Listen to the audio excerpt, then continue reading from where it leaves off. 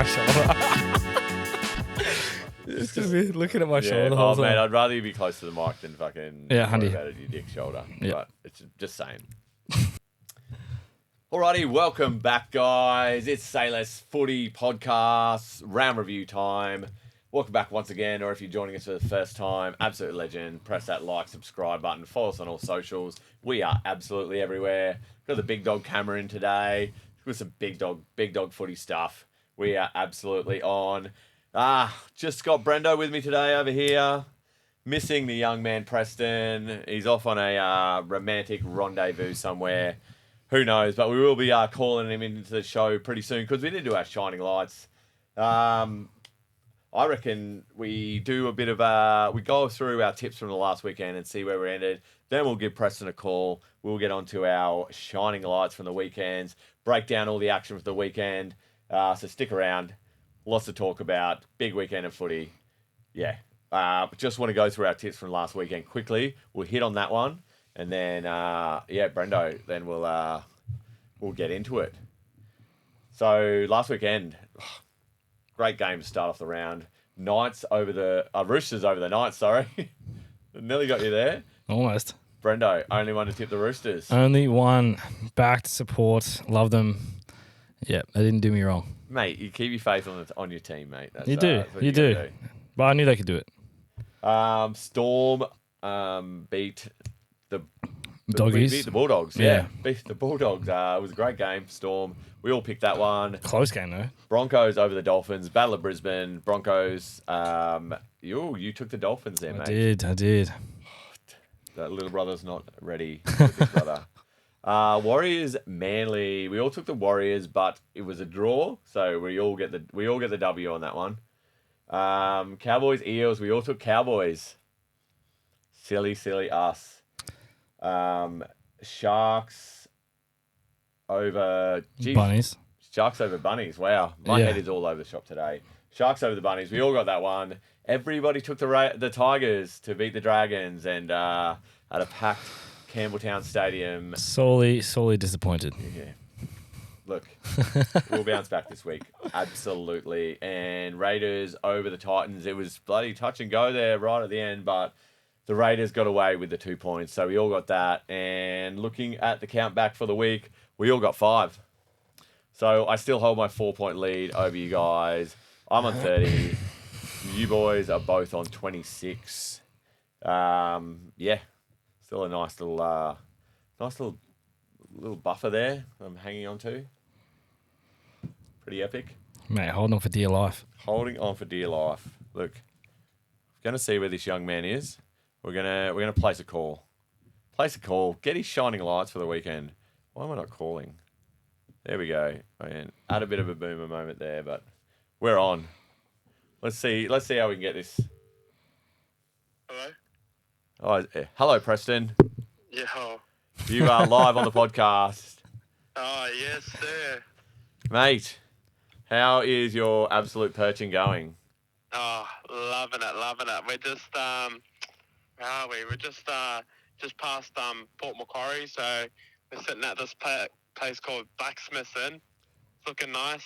It says coldest beers on the coast, so I'm not on my open jet, but might have to give it a shot. Mate, Dave is from Port Macquarie, and he is absolute loving it that you're there. He's frothing over Blacksmiths right now. Frothing over Blacksmiths, indeed. Anyway, mate, big weekend of footy. Just called you to get your shining lights. I probably won't call you for your tips, but you sent them through, so I'll put them in. And you also got 5 for last week. We all got 5, but shining lights. Get into your shining lights real quick. I had Viliami Kickout for 3, unstoppable throughout the game against the Storm. Went 2. How did I go 2, actually? Jolliffe. Give me a sec. Jamin Jolliffe, mate. Hey, Jamin Jolliffe.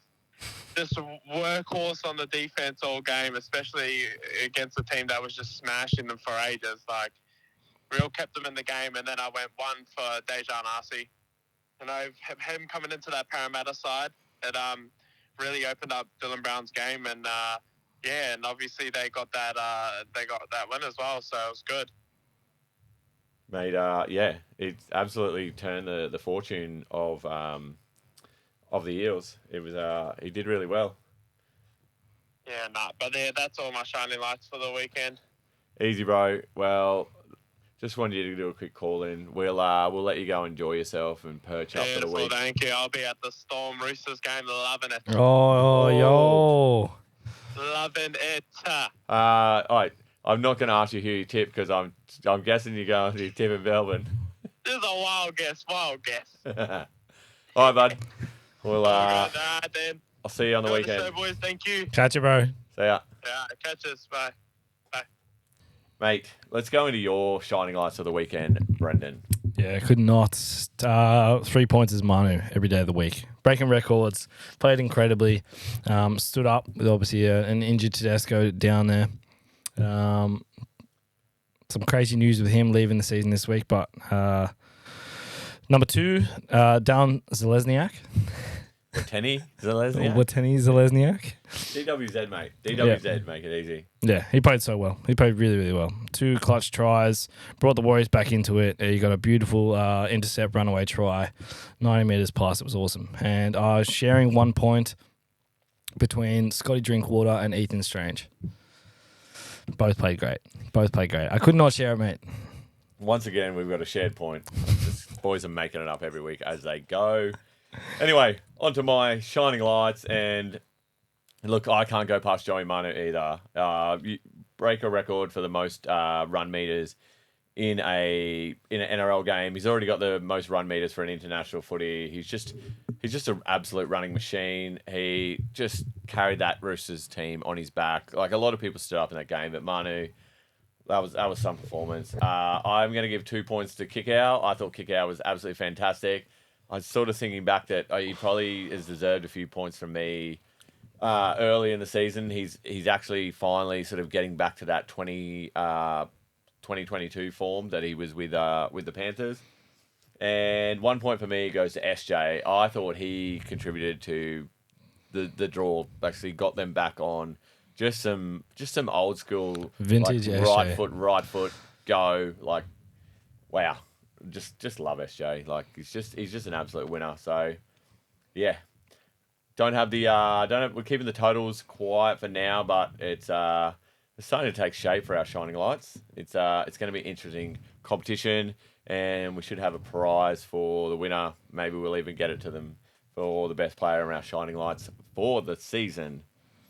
Rightio. A few talking points from the weekend. Obviously, the big one across all of the press was Ricky and Des getting into it in the tunnel. I think that was a bit more of a beat up than actually sort of what happened. They're both sort of strong characters and sort of opinionated and, very, very experienced in the game. And, they're not short of an F-bomb. And obviously Ricky's outburst in the press conference was just absolutely hilarious. He's saying Des is on another planet. Just the thing that sort of like, I love all that. I don't think coaches should get fined. I think it's entertaining. I think it brings people to the game when the coaches say what they really think. The thing that bothers me, and it basically it was all about, that was sort of, Chevy Stewart offside and the charge down late in the game. Were the Titans holding down in the tackle all game? Like, or was it Des? Was he accusing the Raiders of cheating? Like, anyway, just the biggest thing for me was like, what is the point of having Graham Annesley? Like, so you come out every Monday and tell everyone what the refs did wrong. Like what does that help? Who does that help? Like I don't like bagging referees. They've got 1,000 decisions. I think someone said it was like they've got about 800 decisions or something to make during a game, and like they're not going to get everything right. Like, they just it's like you going to work every week, and at the end of the week, your boss comes out and tells you everything you did wrong every single week. Like, it can't be good for the culture of the referees, and it's not good for the game. No, they'd be absolutely struggling. It's not good for the game. I agree. Yeah, it should be a more private conversation. It shouldn't be voiced. But, when they get it wrong, they get it wrong. And, you can voice those ones. But they were saying that the first half for the Titans, a lot of calls didn't go the Titans' way, and Des kind of put their hand up and said, well, somebody's fucking cheating here. And that's when I think a few other things were said. They're good mates off camera, though. Like, behind the sheds, they've known each other for a long time. Des and Ricky, they've known each other for a very long time. Both very good at what they do, very professional. You know, they can exchange a few F-bombs and not have it taken the wrong way. I think the press is kind of blowing it up a bit. Oh, 100%. Like, the journos need something for clickbait. I think that was a bit of a beat up, but I just thought, yeah, the thing with the refs, like, so Annesley isn't even the boss of the refs, it's Jared Maxwell, but then Annesley is sort of, I don't understand, like, obviously he was a referee, and then his role with the NRL, I just don't understand sort of why do we come and say, yep, this ref made this wrong. Like, it's just stupid. Like, I think it's one of the things that NRL's brought in, which is, you know, I applaud NRL for so much, some of the rule changes, the draw, but just that's absolute garbage that no one needs. Like, you know, but do it behind closed doors. Like, 100%. We don't need a Fox Sports News camera in there telling them exactly what they did wrong. 100%. Their job's hard enough as it is. Yeah. And yeah, like, it's just you know what, just at the end of the day, football teams need to be good enough so things don't get decided over one decision. Like, just put 20 points on another team, and then, you know, you're not going to have to go through that. Moving on now to more big news this week. The worst kept secret in NRL, Zach Lomax signs with the Parramatta Eels for 4 years. I think it was 2.4 or 2.6. It was big money. I didn't see the price, but yeah, it's insane. We knew it was going to happen, though. Mate, he's in the best form of his life. Yep. He's playing absolutely awesome. Oh, he's playing in the centres this week now. And watch him have an absolute stinker. Oh, mate. Yeah, they're bringing a young fella into the wing. So, mate, as long as they're doing those big kicks to kicking out, like, he absolutely destroyed the Tigers. Like, he was catching bombs for fun. Like, I think, you know, maybe if he does that in the centres, I mean, look at someone like Nanai does it from second row for the Cowboys. Like, it's as long as you're putting the kicks in the right position for him, then, you know, it's going to work. So, like, I think, you know, it's also that X factor that Parramatta's been looking for a few years.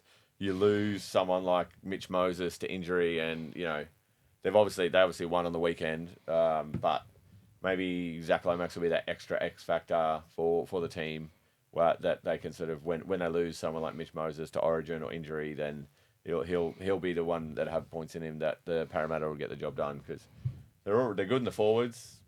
They've, you know, when they're full strength in the halves, they're good in the halves. Maybe it's that you know, that outside backs sort of depth that they needed to strengthen. I've got a question for you, just on the X factor. Were you impressed by Jai Gray? Oh, absolutely. Like, we can move on to that, because that's obviously a big contentious issue. Latrell's out, suspended. Yep. Jai Gray came in. The Rabbitohs looked better than they have all year.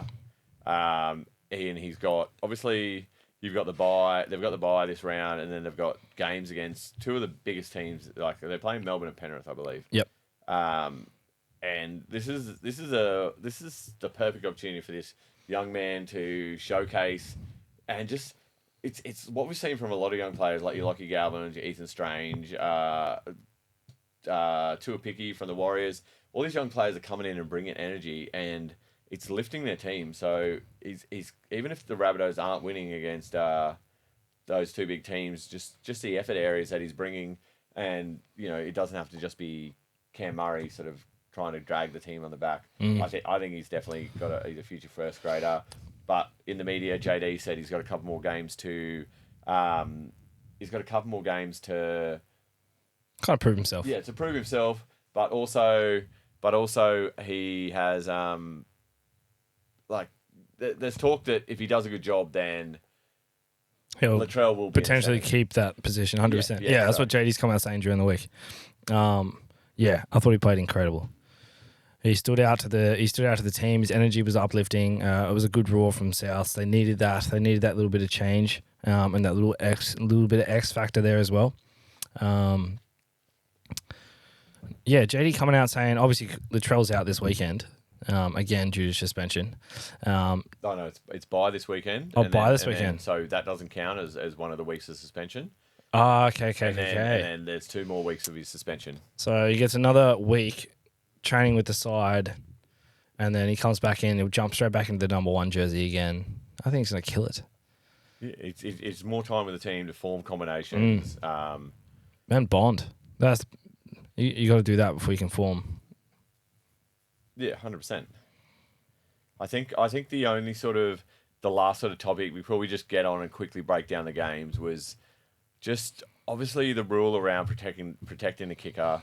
Sean Johnson goes down to get a penalty to even up the game. A little bit milked. Was it Josh Alawai got suspended for that? Like, he barely brushed his leg. There was another one. I can't remember what game it was that the kicker's legs was brushed. I think it was in the Cowboys-Eels game. I think it was McIntyre. Just barely brushed his foot, and there was a penalty. You see something like a couple of high shots from David Clemmer against the Dragons, gets off with a fine, and Alawai barely touched SJ. He's out for a week. Like, you've got to have some sort of I understand protecting the kicker, but there's protecting the kicker, and there's just being absolutely ridiculous. Like, it's just.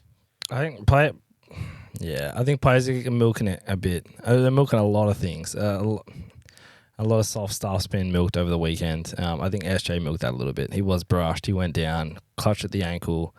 You see the Golden Globes nominee kind of acting coming out of him, and got the penalty, unfortunately. And then jumped up and jumped up 40 and meters absolutely out. nailed that thing My into the ankle. middle of the grandstands. Ouch. It's just so what happens with especially around all these rule changes and stuff is they get coached around the rule changes. It's they're giving a bit of the new rule is they want to give impetus to the defending side so you can hold down them longer. The downtown rule, you can't be all these little rule changes. The coaches sit there, they spend hours and hours analyzing this stuff. And what they do is they coach it in their teams hey, this is what's going to happen. Like the whole protecting the kicker, you couldn't, last year it was you couldn't push him in the back. Now you can't touch their legs. We don't want to end up like European football where someone gets touched on the shoulder and they go down, or gets like a finger poke to the cheek. And I was literally relating this to myself on the weekend to football and how we think about football a few years ago. Even when I was a kid growing up, they're going down, they're so soft, and you look at rugby, the complete opposite now. Everyone's milking, everybody. Crichton, who shoved him out of the way, and he absolutely milked that. Oh yeah, he was going to score a try Yes. and sort of got a. Pappenhausen. That's it. Yeah, there was another. I think there was another one late in the Tigers game with Aiden Caesar coming through, and he got an arm put out in front of him, and they called that back for a penalty. Wow, there needs to be a common sense rule brought in, because that's just silly, silly chat. I think they got to have that to bring that rule in.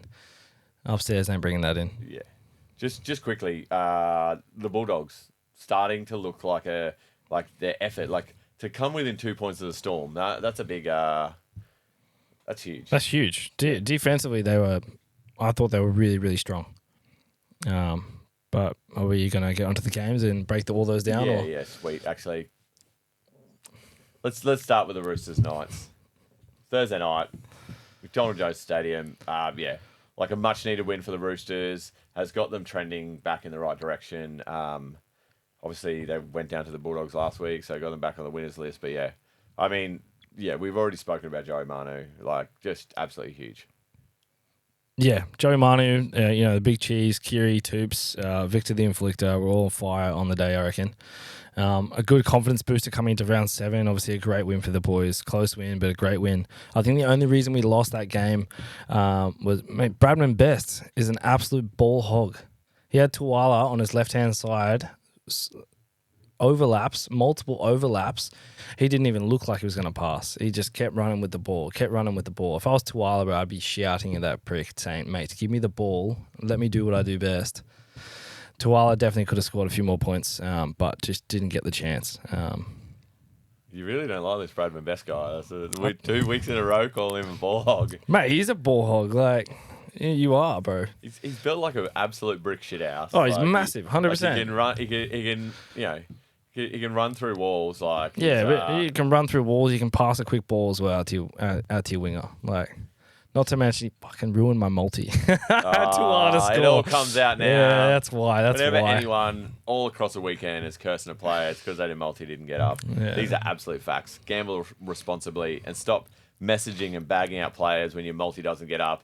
It's not their fault. They 100. didn't know you had a multi on. Shut the F up. Secondly, I think the Knights could have beaten the Roosters if someone had backed Ponga up. Ponga makes a 40, 50, 60, even 70 metre run, breakaway run, and he's getting tackled 10, 15, 20 out from the line, and you haven't got a man. Like, if he's on the run and you're not backing him up, like, if you're not there, even just as a passenger to watch him go over or they're ready for the offload, like, what are you doing as a team? Like, you got your best man, your captain going full strength, and you got your mates around you like 20, 30 metres back behind you in the dust. I think that was sort of in the last sort of 5-10 minutes of the game, and I think everyone was just gassed. Like at the start of the game, he was definitely getting support. Like I think they had a lot of good players. Like Hastings was very good. He was great on the day, and that him and Cogger seemed like a really good connection. I think just injuries probably going to see that pairing split up. But yeah, just it was just an important 2 points, and you saw the class on the Roosters prevail basically in that game. Let's move on. Let's move on to the Storm Bulldogs because this was a great game. This was a good game. Early game, hat trick from Adokar. Sean Bloor is finally coming into his own. I'm so happy about Sean Bloor. I mean, I wish he was still at the Tigers. He is absolutely fantastic for the Tigers. I know it was sort of a player swap with Justin Olam, but yeah, Sean Bloor has always promised to do these things. He's just a big body, and he's sort of, going to Melbourne, being able to be put in those holes it's really going to help his career. And their back row of him and Katoa, wow, that's formidable. At the start of the season, we were talking about Melbourne being light on the forwards. They're really starting to find it, but the Bulldogs play with heart, absolute heart. Like they are, yeah, they really sort of put it to them. I don't know if the commentators talked about it, but it was probably a nice little win for. Obviously, he played with the Storm last year, but Nick Meaney always likes to play against his old team, the Bulldogs. Yeah, man, I think the Bulldogs did incredible. Obviously, we're starting to see a bit more of Kikau this season, and obviously last year he was riddled with injuries and spent a lot of the season on the sideline. And this year, he's, like, as you mentioned earlier, he's starting to get back to that 2022 form with the Panthers. He's just steamrolling people. He's looking good. He's obviously a big man. He's gravitating defenders in towards him, so he can just throw that easy little pass out to Addo, and Adokar can just do what he does best and score a hat-trick against Melbourne, which is huge. I think defensively they're looking very, very fit. They're looking strong. Even the Storm's coach said after in the post-game match saying, like, the improvement from the Bulldogs is huge, like massive props to them, which is huge for him to give away. So, yeah. Imagine sort of you look at the team sheet for the weekend game coming up, and you're lining up on the right side against Kikau coming at you. Oh, if you're having nightmares, he's just been running over blokes. He ran over Hughes a couple of times. Oh yeah, and he's like, was it a few weeks ago when they put Teddy to sleep last week? Yeah, and also he terrorized I think Tanner Boyd in like round 2 or 3. Yeah, he's our big man. Kikau is back. Big man doing big man things. Anyway, on to Broncos versus Dolphins. Look, it started as a really competitive game. The Dolphins got the first try. It was, first half was pretty close, but Broncos just blew them off the park. A couple of late tries made the scoreline look a lot better, but I'll be saying it all year. Get Selwyn Cobbo early ball, and he's going to make some runs. Facts. It was a big win without Adam Reynolds as well. Payne Haas is still out. The young forwards are the ones that are standing up. Like Xavier Wilson got himself a try. He was running hard. Paddy Carrigan, workhorse, on and off the ball. He's still like 24 years old. Like he looks like a seasoned veteran. Like I don't even think he's 24. I don't know. I know the boys look up to him a lot in the squad. Well, he was made captain was it 2-3 years ago? Mm-hmm. Sorry, he's 26. So 26. So let's say 3 years ago, he was 23-year-old with the team coming getting the wooden spoon, and he's 23 years old with the captaincy. He's definitely a born leader. Just turns up every single week. Man, it's good to see Corey Oates playing good footy again and scoring try and just being out there smiling. The poor fella's had that many injuries constantly on the sidelines, so it's good to see him when he's out there. Look, the Brisbane fans love Corey Oates. He is the only one that's still remaining in the team from the golden days. Yeah, well, I mean, the team, the 2015 team that made the grand final. Yeah. Only one remaining from that. So, yeah, that's obviously he's been a long servant for the club. So that's why the fans love him. It was good to see. Was it last week, the week before? He was getting cheered when he come on the field, and obviously scoring tries as well. Yeah, he's just smiling. He's enjoying it. He looks fit. Walshy played a lot better than I expected, considering he was meant to be out for another 4 to 6 weeks with was it broken jaw? No, facial fracture? That's it. Fracture. I thought he played really, really well. He got a try as well, but obviously Cobbo with the dagger, that beautiful try right towards the end there, looked great. Alrighty, moving on to the game of the round. Warriors up against Sea Eagles. The Sea Eagles just started so well and absolutely blew the Warriors off the park. They came back hard and got themselves back in a game with some late Sean Johnson brilliance for a Dallin Wateni Zalesniak try. Went to Golden Point, couldn't split him.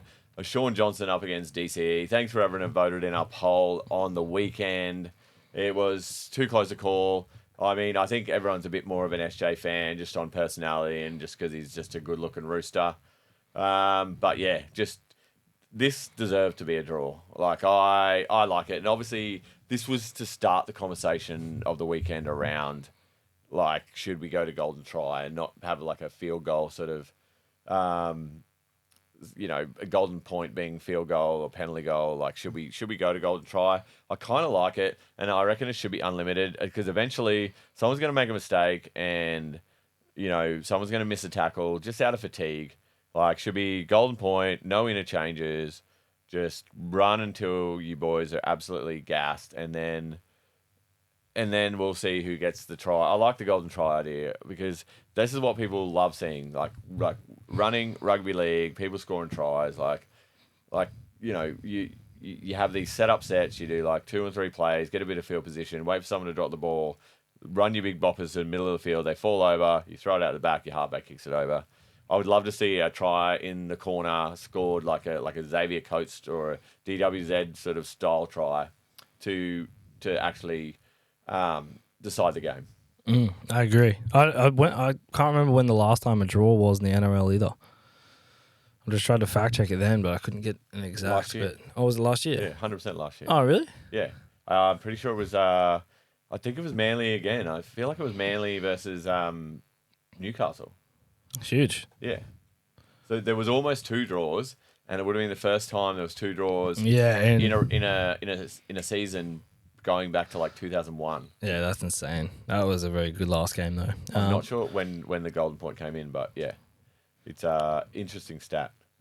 100%. The entire first half was Manly's.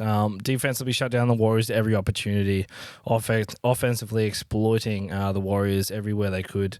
Zalesniak with an intercept. Bro, he's unreal. That's why he got some points from me this week. Vintage SJ obviously came out in the second half. Started to show a little bit in the first half. Came out pretty heavy in the second. And then, strong game. All right. Moving on to the next game. Eels up against Cowboys, and we all got a shock by this one. The Cowboys are top of the table up against the Eels that have been struggling and no Mitch Moses, but just bringing Dejan Arce in just really sort of help Dylan Brown sort of go back to his natural running game and help the help the Eels immensely. But I think a lot of this was off the back of effort as well. The whole team was just running harder, tackling harder. Their speed in their defensive line just all game was just all about effort.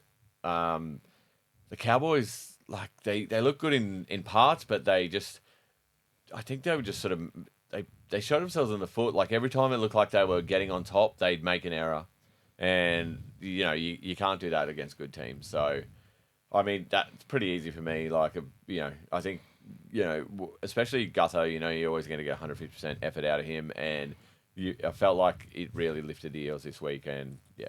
100%. I think Cowboys defensive, they lacked a bit. They looked a little bit lazy. They were scrambling, especially on the try line. They looked way too lazy than what they should have been to a very strong power side. Scotty Drinkwater, though, best in the day for me.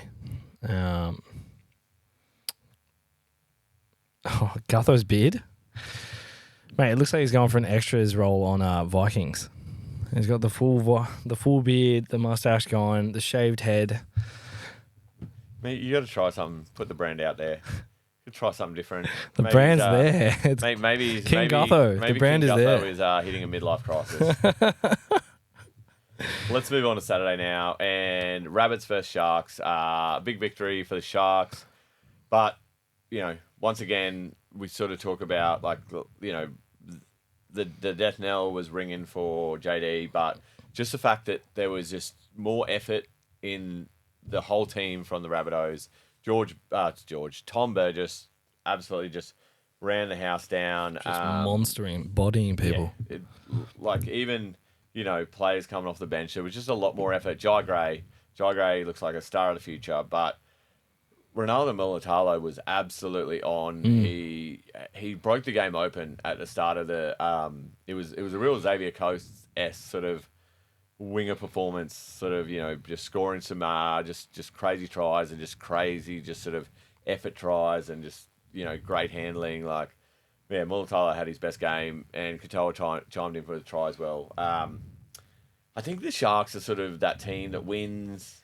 And I mean, they've only been beaten once this year by the Tigers, I might add. But they've only been beaten once. But they're up there, and they're just sort of flying under the radar. And I think that's how Craig Fitzgibbon would like it, just sort of going on quietly, getting the jobs done, and I guess we'll hear more about them when they beat a Penrith or a Melbourne or a Brisbane.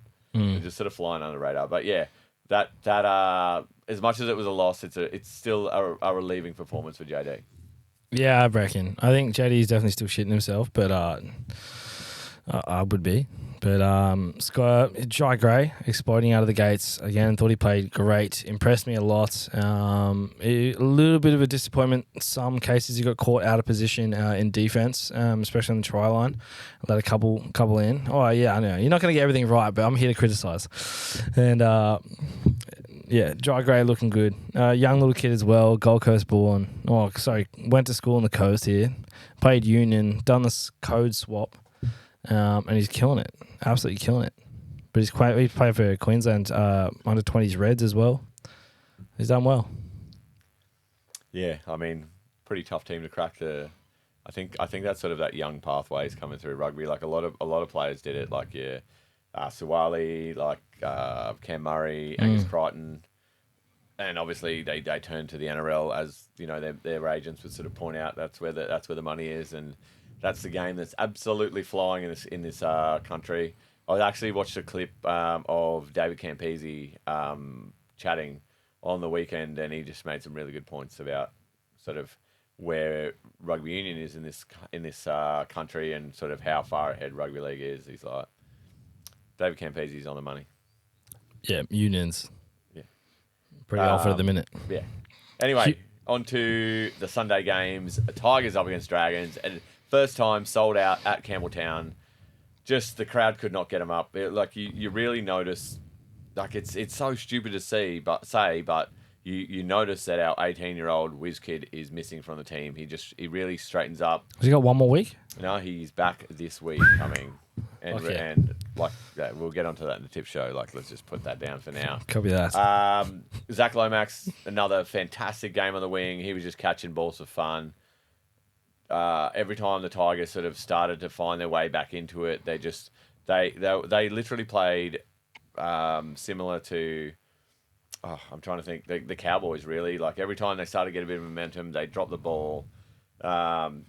Big Stefano playing well again. How David Clemens not suspended is beyond me. Being a Tigers fan, I was kind of hoping he would get suspended and we'd have to bring in a young forward and we would see what the team would be like without him. Like, I understand he's played rep footy, he's experienced old head out there, but I just don't think that he's up to first grade. He's kept his place in the team, obviously, because Benji doesn't think that there's another big young forward to come and team up with Big Stefano in the front row.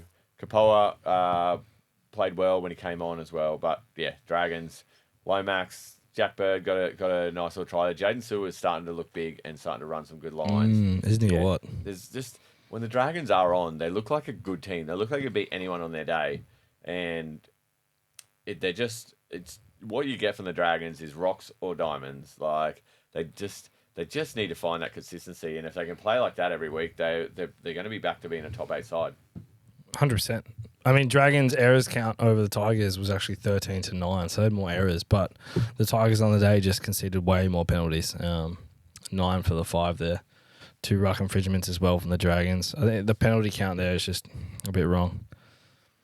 That is where you lose games. But I think you're right. The young fella come back into the side is, he'd be missing it. He wanted to put the boots back on. I think he's made a mistake that he won't make again, and I think the Tigers really need that. They need that explosiveness that he can give. But I'm excited to see who they're playing this week. We're playing the Panthers. Oofed. Never mind. We're straight on. Disregard everything I just said. We're not disregarding, but yeah, we will get on the tip show. It's last game of the round was the big talking point. The Raiders versus Titans down to Golden Point. And once again, Jamal Fogarty, who everyone has just doubted from the get-go about being the lead around this Raiders team. He's playing so well. Obviously, his kicking, it sort of got them to the front. A couple of late tries from the Titans brought them back into the game, but ice in his veins, hits that field goal in the 89th minute, and the Raiders over the Titans there. All of the talk was just around sort of how the game was officiated. I actually like Casey Badger as a referee. I think I like the way that she makes calls. Look, the refs are going to miss stuff, and like I said at the start, like just don't bag the refs. They're so like we want to cultivate the amount of people coming through and coming through the ranks.